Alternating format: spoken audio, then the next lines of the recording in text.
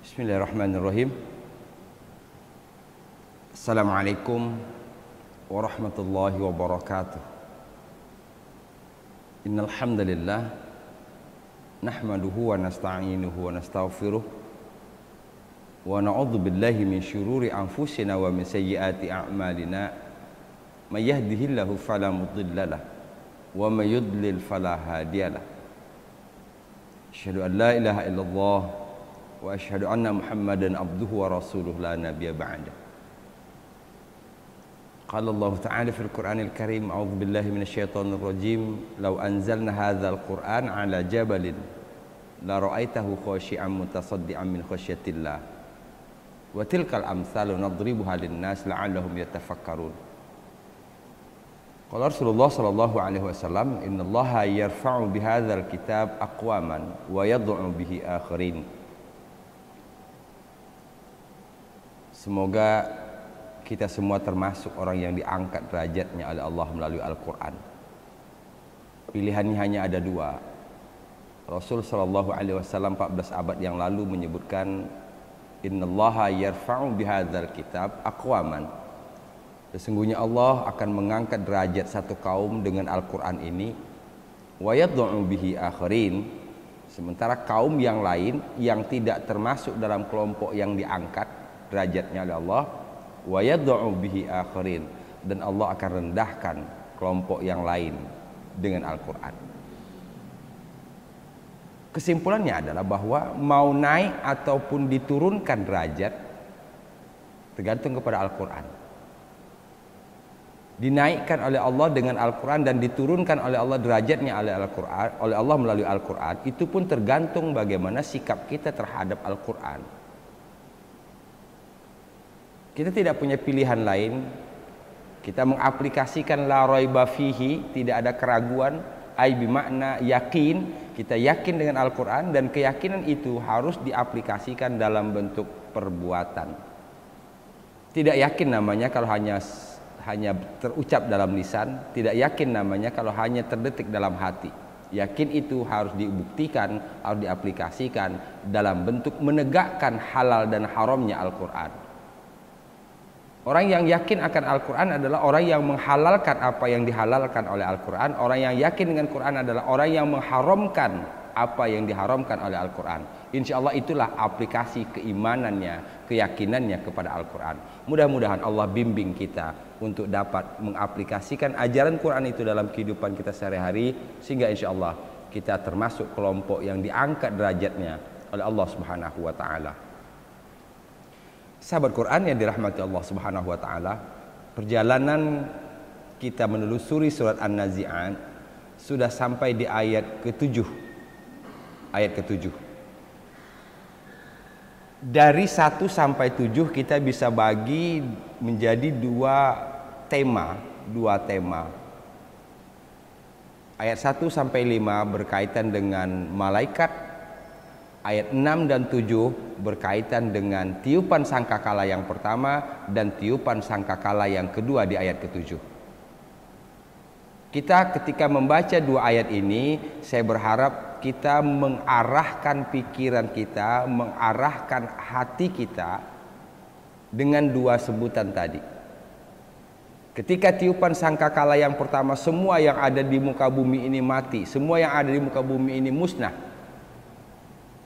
Kita berharap kalaupun itu ketemu dengan kita berharap dalam kondisi keimanan yang kuat. Yang kedua, tatba'uhar radifah.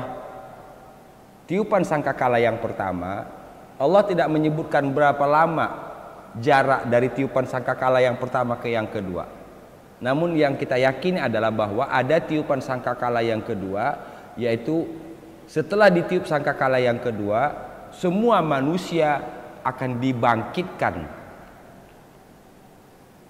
Kebangkitan manusia saat itu berada dalam dua posisi, ada yang tertunduk malu, ada yang berseri-seri. Bayangkan, proyeksikan bahwa kita termasuk orang yang berseri-seri ketika dibangkitkan oleh Allah Subhanahu wa taala di padang mahsyar nanti. Amin ya rabbal alamin. Sehingga dengan demikian membaca Quran membawa pikiran kita, mengarahkan hati kita untuk mentadaburi dan langsung berdampak dalam kehidupan sehari-hari. Kalau saya ingin dibangkitkan dalam keadaan berseri-seri, maka mulailah menata perilaku agar sesuai dengan tuntunan Allah Subhanahu wa taala. Sahabat Quran yang dirahmati Allah Subhanahu wa taala. Kita lanjutkan ayat ke-8 dan ke-9. Kita buka sama-sama dengan basmalah. Bismillahirrahmanirrahim. Ayat ke-8.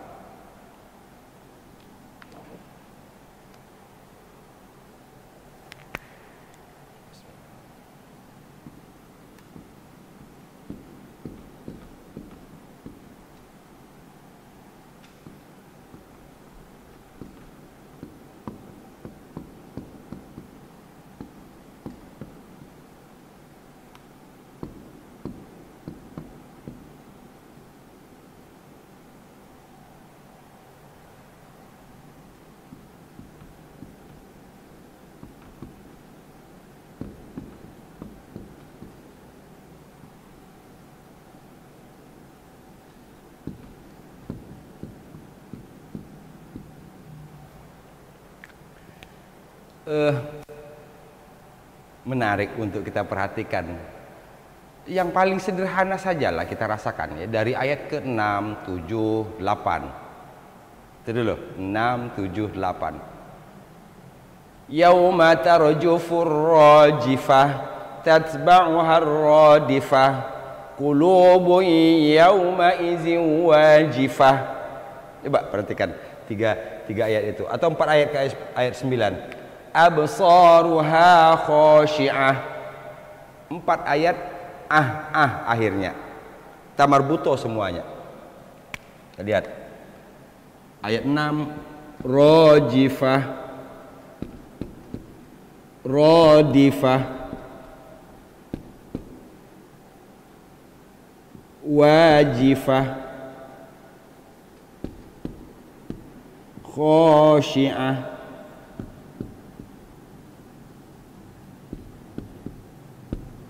Ini salah satu keindahan bacaan Al-Quran. Semuanya pakai tamar butoh di akhirnya. Tamar butoh ini kalau kita baca berhenti maka jadinya ha. Rajifah, radifah, wajifah, khashi'ah. Sahabat Quran yang dirahmati Allah Subhanahu wa taala. Jadi apapun yang terlintas dalam pikiran kita terhadap ayat yang kita baca, apapun yang mau kita bahas dulu, langsung. Tidak usah menunggu harus dari awal. Wajifah, khashi'ah. Sama-sama ya, sama-sama. Nah, masukkan di sini ya. Sahabat Quran yang dirahmati Allah. Belum lagi kalau kita bahas di sini. Ro, wa, kho. Perhatikan barisnya. Saya garis bawahi sedikit di sini. Mudah-mudahan ini mendapat tambahan ilmu. Kalau di ayat 6 dan 7 saya bahas tentang tarjufu, rajifah, rajfah. Ada 3 kata. Tarjufu ada 2 kali.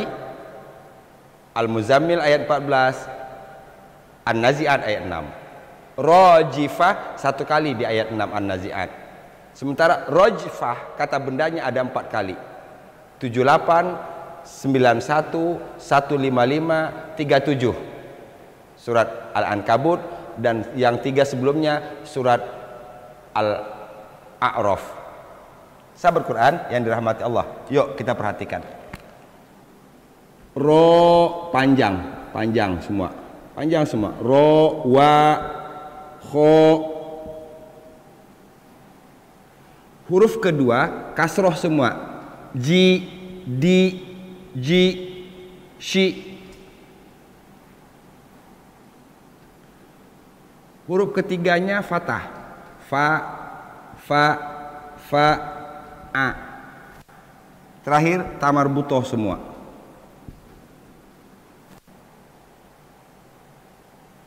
Kalau sahabat Quran bertemu dengan yang seperti ini, berarti rumusnya panjangkan huruf yang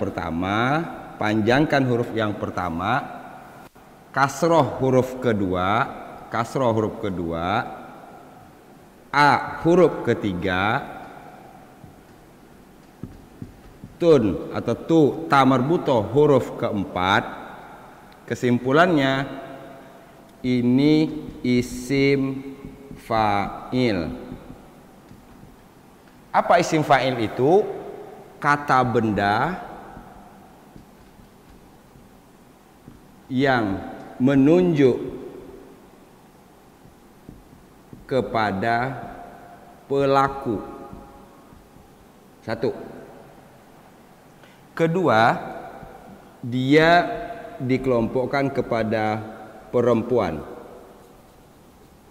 Perempuan. Dari mana tahu perempuannya? Ta marbutoh. Berarti pelakunya perempuan. Saya kasih contoh yang paling sederhana, sahabat Quran yang dirahmati Allah. Kalau kita menyebutkan kata misalnya kataba, kataba menulis, menulis. Kalau kita mau buat satu orang penulis, penulis berarti pelaku, pelaku. Kata benda yang menunjuk kepada pelaku, rumusnya sama pakai ini. Ini rumus. Panjangkan huruf pertama berarti ka. Kasrohkan huruf kedua, huruf keduanya ta. Ti. Fathahkan huruf ketiga ba. Ta marbutoh akhir tun. Katibatun. Katibatun. Satu orang perempuan yang menulis atau satu penulis perempuan. Silakan. Sahabat Quran yang dirahmati Allah Subhanahu wa taala. Dari judul ini paling tidak kita sudah dapat tahu judul dulu. Rajifah, radifah, wajifah, khosyiah. Keempat-empatnya adalah isim fa'il. Isim fa'il tadi kata benda, fa'il artinya pelaku. Kata benda yang menunjuk kepada pelaku. Ini 4 ayat kita temukan. Sayang kalau nggak dibahas. Sayang sekali kalau nggak dibahas. Prinsip tadabbur kita masih ingat bahwa tidak akan membiarkan kata yang bertemu berulang-ulang tanpa dibahas. Itu prinsip tadabbur. Kita tahu judul dulu, jadilah isim fa'il kata benda menunjuk kepada pelaku ada 4 kali di akhir ayat 6, ayat 7, ayat 8, ayat 9. Ini artinya yang menggoncang, ini artinya yang menyusul, ini artinya takut, sangat takut, yang takut, ini artinya yang tertunduk. Sahabat Quran, ta marbutoh menunjukkan kepada perempuan. Kita kembali ke sini. Selesai wajifah. Selesai khosyiah. Sekarang kita bahas qulubun, qulubun. Qulub.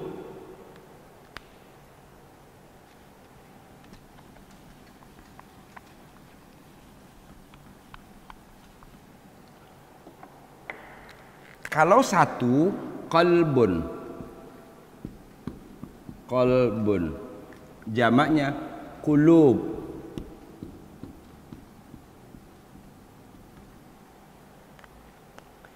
Qalbun kita ditransliterasi ke bahasa Indonesia jadi kalbu.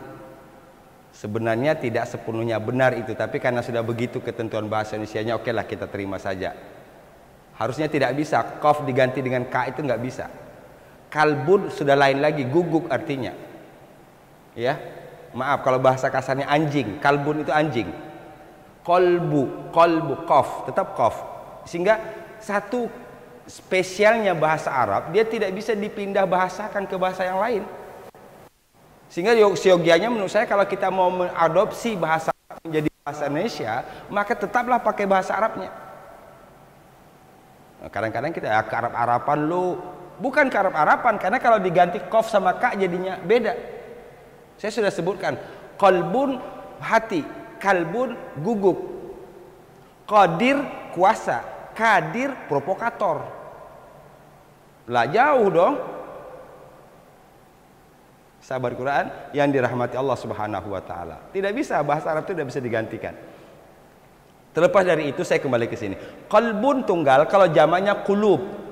Nah, ini banyak sekali kita temukan dalam Al-Qur'an. Saya berharap melalui momen ayat ke-8 ini kita faham mana bentuk tunggal, mana bentuk jamak. Perhatikan. Qalbun, satu hati. Kalau qulub ini artinya banyak hati. Jamaknya. Cirinya adalah qaf dhammah, lamnya dhammah, ada waw. Qulub. La tuzigh qulubana. Rabbana la tu'akhizna, la tuzigh qulubana ba'da idh hadaitana. Qulubana, hati kami. Sahabat Quran yang dirahmati Allah Subhanahu wa taala. Qulub, hati, satu. Kedua, bentuk tanwin ini yang menyertai kata qulub, karena ini bentuknya nakirah, tidak pakai alif lam, nakirah. Ini berarti banyak. Ini sendiri menunjukkan jamak, tanwinnya berarti banyak. Difahami banyak. Sehingga difahami berarti banyak hati.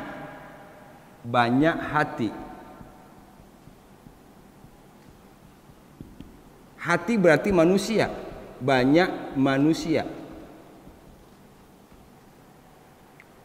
Sahabat Quran yang dirahmati Allah, saya ingin jelaskan ini, tapi kita lanjutkan dulu. Manusia yang banyak yang dimaksud di sini siapa? Qulubun, banyak hati atau banyak manusia. Yauma idzin. Kalau di ayat sebelumnya yaum, ayat ke-6, yauma tarjufur rajifah. Di sini yauma idzin. Harus beres ini sudah. Enggak boleh tidak tahu lagi. Yaum, hari. Yauma idzin, hari itu. Ini hari. Ini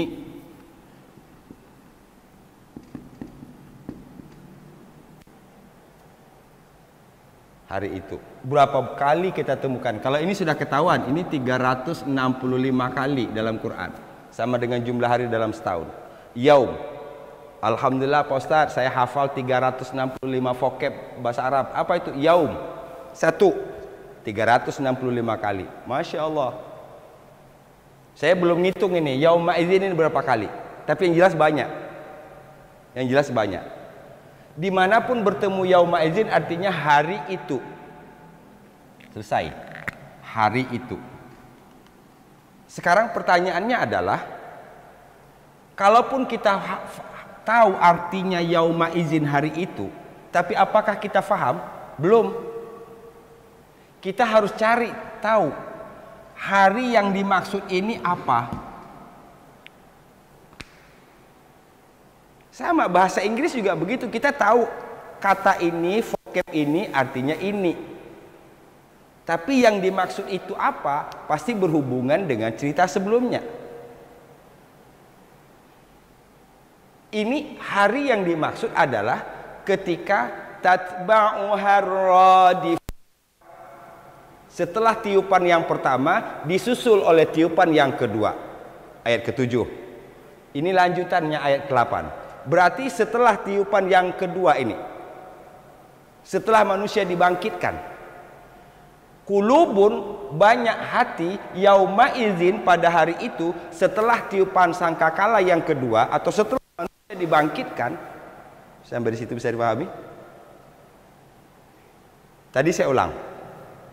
Kalaupun kita faham, kita sudah tahu yauma idzin itu artinya hari itu, kita baru tahu tapi belum faham. Ini yang saya maksud. Kita baru tahu tapi belum faham. Untuk memahami apa maksud yauma idzin di ayat ini, maka dicari di ayat ke sebelumnya, yaitu ayat ke-7. Ayat ke-7. Ya, sahabat Quran yang dirahmati Allah Subhanahu wa taala. Di ayat ke-7 terakhir disebutkan tatba'uha radifah, mengikutinya yang menyusul. Yang menyusul yang dimaksud adalah tiupan sangkakala yang kedua. Berarti ini hari itu hari setelah ditiup sangkakala yang kedua. baru bergabung. Tahu, faham. Tahu, faham. Tahu makna harfiah, faham konteksnya. Sahabat Quran yang dirahmati Allah Subhanahu wa taala. Berarti kalau kita sambungkan dulu, banyak hati manusia pada hari setelah ditiup sangkakala yang kedua. Sahabat Quran, kalau ini kita sambungkan saja, maka akan muncul pertanyaan. Banyak hati ini maksudnya apa? Wajifah. Wajifah. Takut. Takut. Artinya. Sehingga kalau diterjemahkan, banyak hati manusia pada hari itu berada dalam ketakutan. Kalau ini disebutkan hari ini yang dimaksud adalah hari setelah dibangkitkan, ketakutan yang dimaksud di sini berarti berkaitan dengan ayat yang saya sebutkan tadi bahwa wajah manusia terbagi dua. Tapi saya jelaskan, ada jawabannya di ayat ke-9. Ayat ke-9. Absaruha, absaruha. Penglihatannya, pandangannya, nyanya di sini kembali kepada kulub.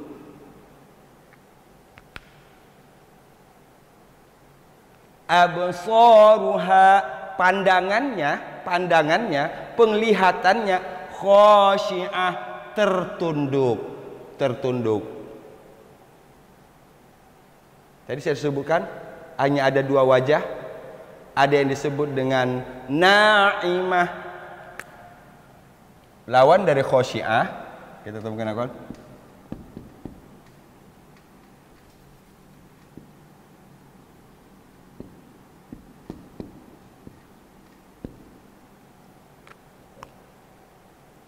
Na'imah, berseri-seri. Khasyi'ah, khusyuk, tertunduk.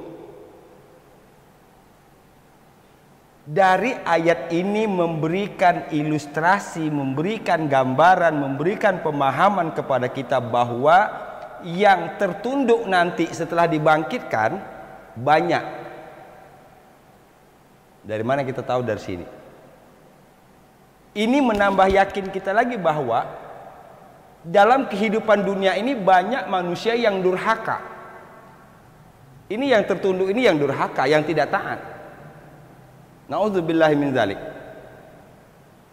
Wajar kalau kemudian disebutkan qalilam ma yu'minun, qalilam ma tashkurun. Sedikit sekali yang beriman, sedikit sekali yang bersyukur. Karena yang mayoritas itu khasyi'ah. Mengapa khasyi'ah? Karena durhaka waktu di dunia. Na'udzubillahi min dzalik. Na'udzubillahi min dzalik. Kita dapat informasi dari Allah melalui ayat ini. Absaruha, absar jamak dari basar, penglihatan. Penglihatannya, penglihatan manusia yang kulub tadi, khasyi'ah, tertunduk. Kita baca ayat ini, dua ayat 8 dan 9, penuhi pikiran kita dengan na'udzubillahi min dzalik. Na'udzubillahi min dzalik. Allah Subhanahu wa taala menyebutkan bahwa, kenapa saya sebut tadi durhaka? Kenapa saya sebut ini orang yang durhaka, orang yang tidak taat? Orang yang tidak taat. Karena Allah Subhanahu wa taala menyebutkan untuk orang mukmin, tidak wajifah.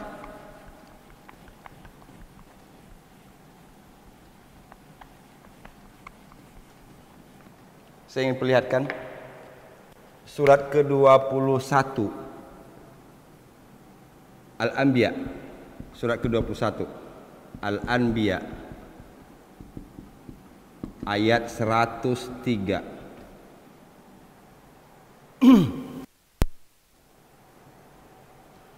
La yahzunuhumul faza'ul akbar. Petaka besar, faza'ul akbar disebutkan di sini di Al-Anbiya 103. Faza'ul akbar, petaka besar itu tidak membuat mereka sedih. Apa petaka besar yang di sini? Tadi di ayat ke-7. Tiupan sangkakala. Tiupan sangkakala. Bukan hanya itu, bahkan mereka tatalaqqahumul malaikah. Tatalaqqahumul malaikah. Yuk, sahabat Quran, saya berharap mudah-mudahan nanti bisa dibuka Al-Anbiya 103, hubungkan dengan dua ayat 8 dan 9 ini. Kalau ini menyebutkan orang-orang yang durhaka, sementara bagaimana keadaan orang yang taat kepada Allah Subhanahu wa taala, orang yang beriman kepada Allah Subhanahu wa taala? Kita lihat Al-Anbiya ayat 103. Mereka kalau di sini disebut wajifah, sangat takut. Orang mukmin tidak takut. Orang mukmin tidak sedih. La yahzunuhumul faza'ul akbar. Petaka besar hari itu tidak membuat mereka sedih. Wa tatalaqqahumul malaika, mereka disambut oleh malaikat. Apa kata malaikat? Hadza yaumukum. Ini hari untuk kalian yang dijanjikan kepada kalian. Mudah-mudahan kita termasuk di dalamnya. Berarti yang di sini Al-Anbiya ayat 103 ini yang disebut oleh Allah dengan dalam ayat lain naimah, wajah yang berseri-seri. Sahabat Quran yang dirahmati Allah Subhanahu wa taala. Saya kembali ke ayat. Wajifah, kata baru. Sangat takut, sangat takut. Kulubun, banyak hati. Kalau hati berarti manusia. Banyak hati manusia yauma idzin, pada hari itu. Apa yang maksud hari itu? Setelah tiupan sangkakala yang kedua. Dari mana kita tahu tiupan sangkakala yang kedua? Ayat ke-7 An-Nazi'at ini. Wajifah, sangat takut. Dari mana ketakutannya kelihatan? Absaruha, pandangannya khasyi'ah, tertunduk. Sahabat Quran yang dirahmati Allah Subhanahu wa taala. Kalau ini berkaitan dengan unsur dalam, ini hati. Ini ayat ke-8-nya, ayat ke-9 maksud saya. Ini unsur yang terlihat. Itu sebabnya apa isi hati itu tidak bisa dibohongi. Kecuali orang yang punya skill mengolah hati, itu lain hal. Secara fitrah, orang takut, orang berani, orang jujur, orang bohong, itu akan kelihatan dari fisiknya. Akan kelihatan dari fisiknya. Kecuali orang yang sudah skill memanage ini. Di sininya marah tapi di sininya manis. Oh banyak, itu namanya munafik. Tapi secara fitrah nggak bisa. Jadi kalau orang mengatakan dalam lautan bisa diukur, dalam hati siapa yang tahu, tidak sepenuhnya benar kalimat itu. Karena secara fitrah orang apa yang ada dalam hati maka akan terwakilkan oleh anggota tubuh yang lainnya, dari matanya, dari lisannya. Sahabat Quran yang dirahmati Allah Subhanahu wa taala. Kita simpulkan sebelum kita baca. 6 dan 7 berkaitan dengan tiupan sangkakala yang pertama dan sangkakala yang kedua. Ayat 7 dan 8 berkaitan dengan yang terjadi setelah tiupan sangkakala yang kedua. Yang terjadi itu arti dibangkitkan. Kondisi yang dibangkitkan disebutkan ada dua tadi. Ada yang khosyi'ah, ada yang wajifah. Ada yang wajifah, ada yang na'imah. Ini yang wajifah, yang takut, atau yang khosyi'ah, tertunduk. Yuk, sahabat Quran kita baca. Qulubuy,